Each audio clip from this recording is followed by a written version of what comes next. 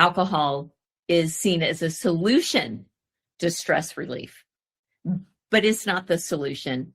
In fact, it's not even the problem. We want to look at emotions as data, as valuable feedback. And oftentimes when we start pouring a drink or reaching for that glass, we're short-circuiting the feedback loop we need to give us the data we need to know what is going on. It's what I call, and my good friend Steve Carter calls, the thing beneath the thing. What is really going on? And so oftentimes we get that stress going on and talking about the science, our prefrontal cortex goes offline. And what happens is then we lose that kind of a logical, pre-deciding, pre-planning mindset unless we have connection, which we sure do here. And that is when we don't make the best decisions, because our body and our emotions are just looking for safety, kind of scanning the environment for what is safe, what is secure, and what is fast relief. And that's why using emotions as data and pausing and taking a moment and going, okay, what's really going on? So ladies, we can do hard things. We are resilient, and alcohol lies to us. It tells us we cannot. It distracts us. It discourages us. Alcohol is a stress solution, not a wine problem. I used drinking as a solution, which made it worse. And it's really a regulation problem. It's really not a problem at all. Maybe if we stop looking at things as problems and just see them as challenges, that's making us stronger. So it's really a nervous system thing. It's really a regulation of our emotions. And so when stress rises, logic drops. And again, it's a miracle I'm still sitting here right now, because my stress has gone through the roof and my logical mind is working with a lot of technology. So I understand that concept real time. But as our cortisol goes up, our actual impulse control goes down. Did y'all know that as well? When cortisol goes up, impulse control goes down. And that's when we reach for relief. And that's what alcohol was for me. It was a form of quick relief. And boy, did it work. Let's face it, guys. I mean, I'm not telling you anything you don't know. Alcohol worked in the short term. Alcohol was a temporary fix, because it fixed it, because it numbed it. It took away the negative emotion, the overwhelming emotion, almost instantly. I mean, within minutes. Alcohol is one of those drugs. I'm going to call it a drug. Alcohol is one of those substances that goes through your whole bloodstream, through the cell membrane, and is one of the most fast-acting, addictive, and actually harmful to all of the organs in your body, including your brain, which is why when we're stressed or sad or overwhelmed, pouring alcohol on it is like pouring gasoline on a fire, and it's just going to get hotter. It's just going to get hotter and hotter. Wine feels like a solution when really wine is just a Band-Aid on our nervous system. So I'm going to bring in a concept that many of you have heard me say here before in SoberSys. Maybe you've heard it elsewhere, because it's a great tool to rely on. It's called the HALT method. I'm not going to spend too much time on it because I felt like we just recently talked about it, but it's still very important, because if you look at HALT, it's just like it sounds, HALT, like stop, like pause yourself. Like if you can bring in awareness into a situation, you can begin to calm your own nervous system down. It is challenging in a live, stressful situation to do that. But even if you can just even do this and kind of ground yourself, look down, where are your feet, ground yourself, hold your heart, and just tell yourself, I'm okay. I'm okay. This is okay. There are things you can do, and halting or stopping or pausing is one of them. It is one of the most powerful tools to bring ourselves back into presence, back into being sober-minded. And so that's what HALT is. It's an acronym that stands for hungry, angry, or anxious, I like that for the A, angry or anxious, lonely or tired. Now, that's not getting the full gamut of all of the emotions that we feel. That's not all of them, but those are kind of the major ones. And so when we halt, when we pause, when we just stop for a minute and kind of it's almost like a scan. It's almost like you're just kind of scanning your brain, scanning your body and going, okay, what's going on?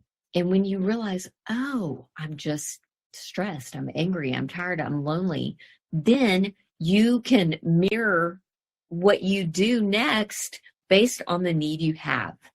For example, if you're hungry, well, that's an obvious one. What's the solution if you're hungry? Yeah, put it in the comments below. What's the solution if you're hungry? To eat. Maybe you need some protein. The solution if you're angry or anxious, it may be to talk to someone, to journal about it, to run around the block, to scream into a pillow. Oh, I don't know what you need to do, but I mean, I get it. Do it. And then, if you're lonely, well, drinking is not going to make you less lonely. In fact, if anything, it's going to make you feel more alone because now your companion is liquid. It's a drink that is not going to be able to help you feel connected or change anything or make anything better. So when we throw a drink at everything and just kind of hope that it sticks, well, sure enough, that's just not going to do it. So, and of course, when you're lonely, we've got our connection right here in the SoberSys network. Our connection here is very real, it's very alive, and it's very needed, especially in times of loneliness, tiredness, weariness, and stress. I don't know about y'all, but I need my sisters. I need y'all. I need like-minded sisterhood. I need support. I need encouragement. And I know you do too. And so wherever you're watching this, whenever you're watching this, real connection, it's been said that connection is the antidote to addiction. And again, addiction's a strong word, I know. Doing the same thing over and over again, even after experiencing negative results or consequences. I don't know about you, but for me with my drinking, I experienced the negative side of drinking and yet still did it. And that's why I would be the woman at the kitchen sink on a Tuesday night. Maybe it was a school night when my kids were home. And it would be a Tuesday night. And I would literally be standing at the kitchen sink, probably on my third glass of wine, probably about 8 p.m., and going, how in the world did I get here? And I felt even at that point more confused, more alone, more anxious. All of the reasons why I drink in the first place. Boredom. Hey, how many of y'all are drinking out of boredom? Just sheer boredom. Not because we don't have enough to do. I mean, listen, I'm not looking for more on my to-do list. Sometimes we're bored because we're overstimulated. There's so much information in the world today. We're just over it. We're overdone. We're overcooked. We're overthinking. We're just over it. And boredom comes in because we just want to numb out and veg out. And I think there is a healthy, intentional way to rest our minds. And the key word I just said right there is rest. Often when we're emotional drinking, when we're drinking at an emotion and don't know what to do with it, we're really just settling. We're settling for relief when really what God calls us to and what I think we have access to is real rest, soul rest. I'm talking about in your core, in your soul. And that takes intention, and it takes bypassing the living on autopilot and going back to living with awareness, which is where the HALT method comes in so well. So which shows up for you? Which is one of your biggest emotional triggers or cues or obstacles or snags, as we'll say? Is it usually sometimes when you're hungry and you just reach for a drink instead? Because we can't fix what we don't name. Again, I've said this many times. I say it in my book right here, which I happen to have handy. I say in my book, Look Alive Sis, I believe God works with what is real. And so it's not about posturing or positioning ourselves to be somebody we're not. It is about showing up real. as real as you can be, for sure, between yourself, yourself, and you. And I believe we've got this vertical connection. I believe we have horizontal relationships, and I believe we have a creator that created us that wants a vertical, heart-to-heart, one-on-one relationship with us. I've experienced that in my own life, and it's changed everything. And that my relationship with God alone, I mean, it is in Christ alone. Don't get me wrong. I'm not like adding on, but I think God wanted me to also connect with others, learn the science behind drinking, and be able to learn how to name my emotions. So it wasn't just about drinking and praying about it, drinking and praying about it. It was about actually taking some action and partnering with God to trust him to help me find this freedom that I'm enjoying today. So I think when we replace coping with care, that's just something to consider. Again, drinking is not self-care. It's not an antidote. It's not a solution. And I'm here to say, I really don't think drinking is the actual problem. I just think it's a poor solution to something that's going on. Oftentimes the thing is drinking. And maybe that's what brought you here. Maybe that's why we're connected, is you want to change your relationship with drinking. And that's not the thing. That's just the solution that you're using to the thing. The thing is the emotions oftentimes, or the hurt, or the difficult things that you're going through. And so if we regulate before we reach for that drink, before we pour that drink, if we can regulate a little bit more of our nervous system, bring some grounding back into our bodies, because our bodies are wanting to eject. They're wanting to find quick relief. You can acknowledge that. You can say, oh my gosh, I'm about to just come out of my skin. I'm about to freak out, or I'm about to just lose it. You don't have to lose it. You can ground yourself, regulate your nervous system.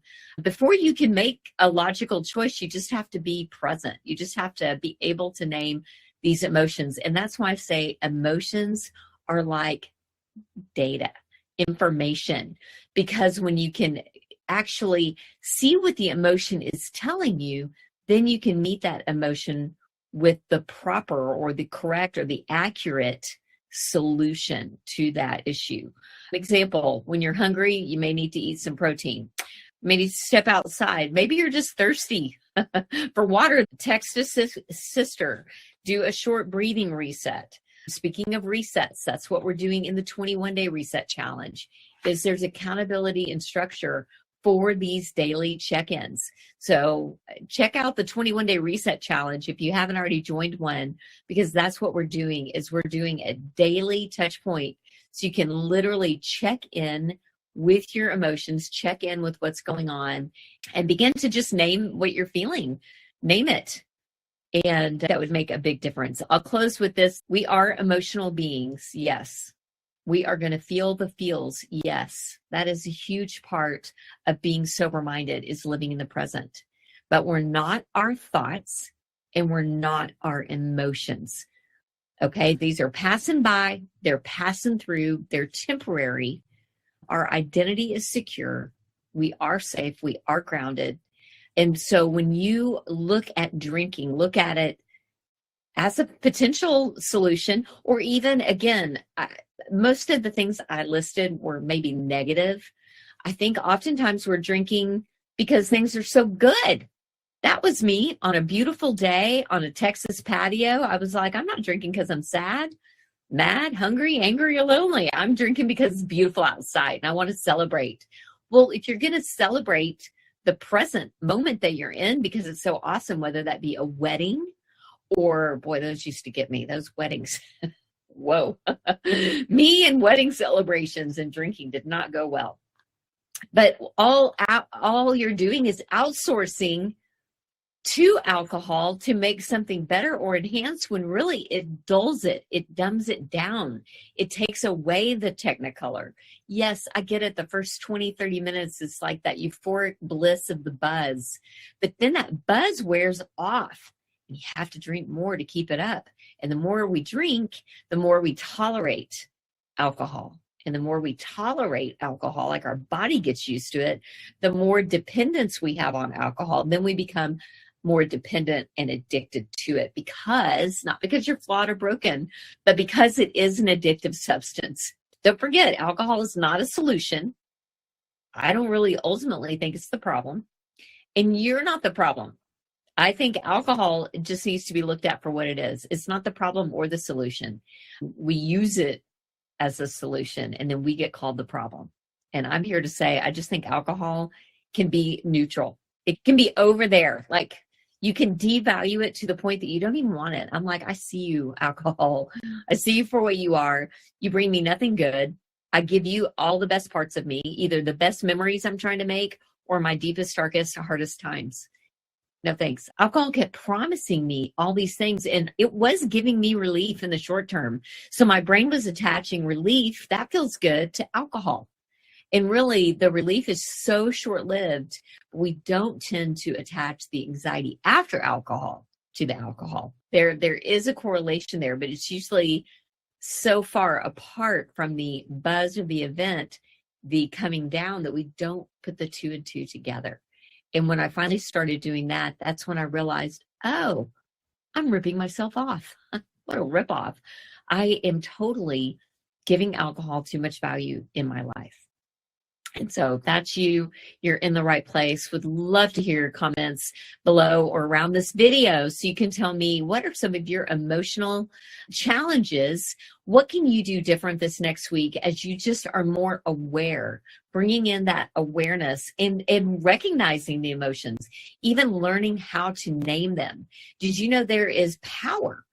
Actually, power goes out of the emotion when you name it, because it doesn't have as much power over you when it's this elusive, ambiguous, ominous feeling. If you can just name it, like, that is stress, that is sadness, that is anger. So I invite you to take the 21-day reset challenge if you have not already. Until next time, bye everybody.